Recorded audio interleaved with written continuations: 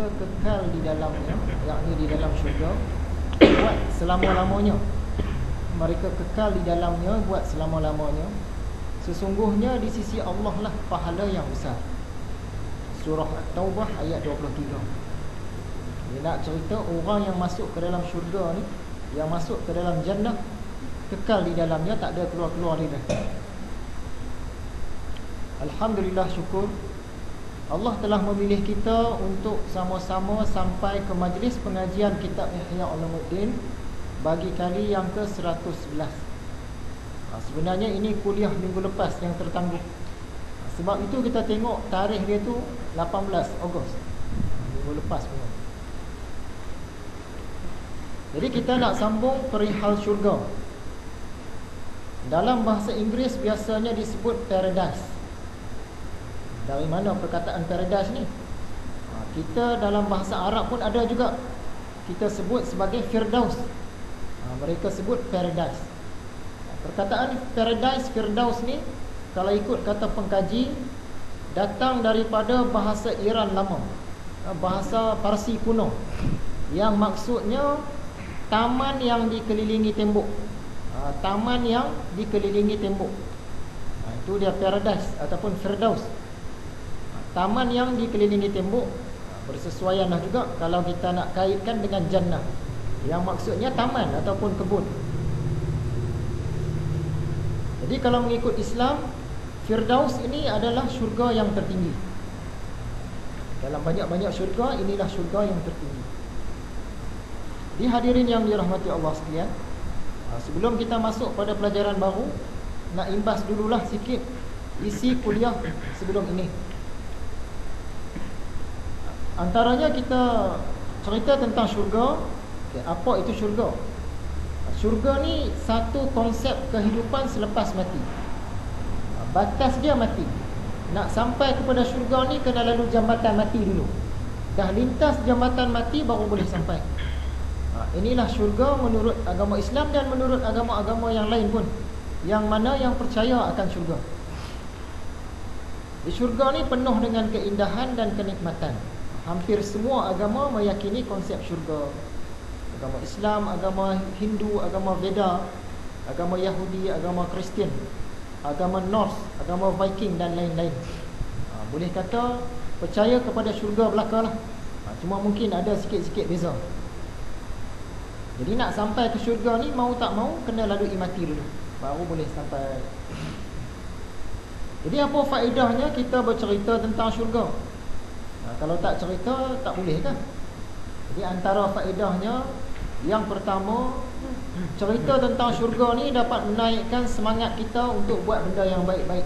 Dia macam satu rangsangan, satu motivasi.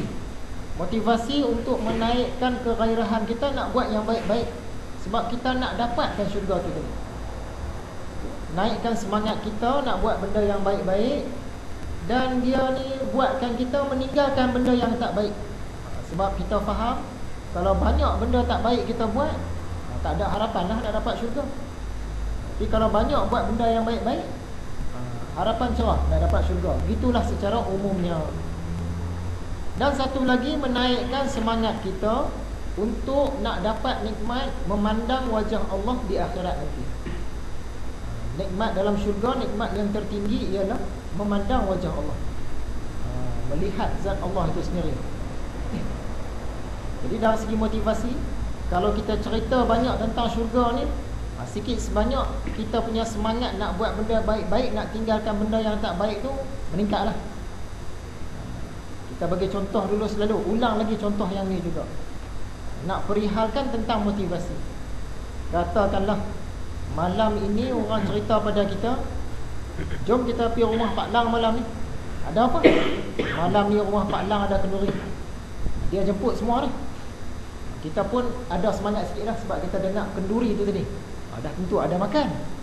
Naik semangat dah. Tengoklah insya-Allah. InsyaAllah sampailah. Kalau Allah izinkan sampailah. Semangat tu ada dah sikit. Kemudian orang cerita lagi, malam ni bukan kenduri saja. Sultan Perak nak datang. Nak datang rumah Pak Lang malam ni. Betul ke dia? Betul. Dah naik lagi semangat kita sebab motivasi tu tadi. makan pun dapat, lepas tu dapat pula jumpa dengan orang besar-besar.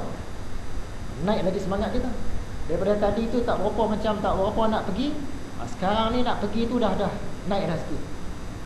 Lepas tu kawan kita cerita lagi, bukan saja ada kenduri, bukan saja orang besar-besar datang, malahan siapa yang datang akan dapat RM50 seorang. Dengar kata RM50 seorang, kita okey, confirm pergi. Daripada awal tadi orang kata malam ni ada kenduri, jom pergi lah. InsyaAllah lah. Sultan Perak datang. Ya kan? Asal macam nak pergi. RM50 seorang dapat. Confirm, jom kita pergi. Dia naik semangat. Jadi apabila kita banyak bercerita tentang syurga ni tadi, insya-Allah dia dapat menaikkan semangat kita nak buat benda baik-baik. Sebab kita nak dapatkan syurga dan nak dapat juga nikmat yang tertinggi di dalam syurga, iaitu melihat zat Allah, yang mana kita sebut memandang wajah Allah. Kemudian yang kedua, antara manfaat kita cerita tentang syurga ini, kita secara tak langsung, secara langsung dapat tahu, dapat faham dan dapat menghayati ayat-ayat Al-Quran. Kenapa? Kerana banyak ayat-ayat Al-Quran yang cerita tentang syurga. Bila kita belajar pasal syurga, maksudnya kita belajar juga ayat-ayat Al-Quran. Sebahagian daripada ayat Al-Quran itu kita belajar. Jadi itulah antara faedah, antara manfaatnya kita ambil tahu tentang syurga ni tadi. Dapat naikkan semangat kita dan dapat pula kita berinteraksi dengan kalam Allah, yakni Al-Quran. Dari mana asalnya istilah syurga ni? Ini bahasa lama. Dalam bahasa Arab dia sebut jannah. Syurga ni daripada bahasa Sanskrit, disebut swarga ataupun swargam, yang maksudnya menuju cahaya. Syurga ni satu tempat yang bercahaya lah. Makhluk yang duduk di dalam dia pun bercahaya-cahaya. Jadi disebut menuju cahaya. Dalam Islam kita sebut jannah. Apakah antara nama-nama syurga dalam Islam? Firdaus, yang kita sebut paradise tadi tu. Adni, Naim, Khuldi, Ma'wa, Darussalam, Darul Jalal, Darul Khairat, dan ada nama-nama yang lain. Berapa lama kita tinggal dalam syurga ni? Kalau dah masuk saja dalam syurga tu tak keluar-keluar dah. Selama-lama, abadi. Tapi kalau masuk neraka, ada chance keluar lagi. Masuk syurga, masuk terus selama-lamanya. Apakah antara nikmat yang ada di dalam syurga? Dah tentulah sungai-sungai, kan? Mata air Nabi Muhammad tu, sungai araknya, sungai susunya, sungai madunya dan lain-lain. Macam-macam nikmat lagi yang tak sampai kepada pemikiran kita. Yang kedua, dalam syurga ni tak ada kata-kata yang sia-sia, kata-kata yang lara, kata-kata yang tak sedap, yang mengutuk orang ke menyindir orang ke, tak ada dalam syurga ni. Apatah lagi kata-kata yang dusta, kata-kata yang bohong ni langsung tak ada. Semua cakap yang baik-baik, semua fikir yang baik-baik, dan semua buat yang baik-baik dalam syurga. Yang ketiga, ada pula pelamin, tahta-tahta berhias yang tinggi. Kalau di dunia ni mungkin kita tak sempat nak bersanding ke, di sana bersanding sepuas-puasnya. Persandingan abadi. Persandingan abadi. Yang keempat, antaranya piala-piala minuman. Yang kelima, bantal-bantal. Yang keenam, hamparan-hamparan, kapek-kapek. Yang ketujuh, air minuman, tasnim.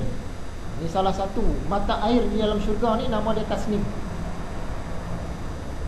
Sekarang ni orang nama anak pun orang bubuh juga ni, tasnim.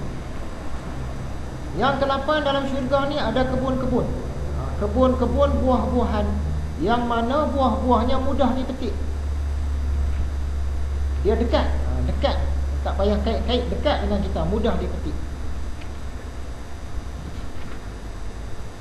Yang ke-9, ada pula perawan-perawan yang sebaya umur mereka, sebagaimana yang kita sebut bidadari. Perkataan bidadari ini pun daripada bahasa Sanskrit juga, Widyadari. Ini perawan-perawan yang sebaya umur mereka, tak ada yang muda sangat, tak ada yang tua sangat, semua sebaya aja. Yang ke-10, selain daripada perawan-perawan, ada pula pelayan-pelayan lelaki. Pelayan-pelayan lelaki ni, dia tugas dia nak servis untuk kita. angkat hidangan contohnya. Angkat hidangan bawa kepada kita, pelayan-pelayan lelaki. Yang ke-11, di Sungai Arak tadi sebut dah. Sungai Arak. Dalam surah Al-Waqiah ayat 21 dikatakan, dan daging burung yang mereka inginkan. Dalam syurga ni ada makanan daging burung. Dalam hadis yang lain, hati ikan. Itu antara makanan syurga lah tu. Daging burung, hati ikan. Sungai Arak ni tak memabukkan, bahkan jauh lebih lazat daripada arak yang ada di dunia. La yusaddauna anha wa la yunzifun. Surah Al-Waqiah ayat 19. Kalau kita minum tak ada mabuk, tak ada pening. Yang ke-13, pohon-pohon bidara.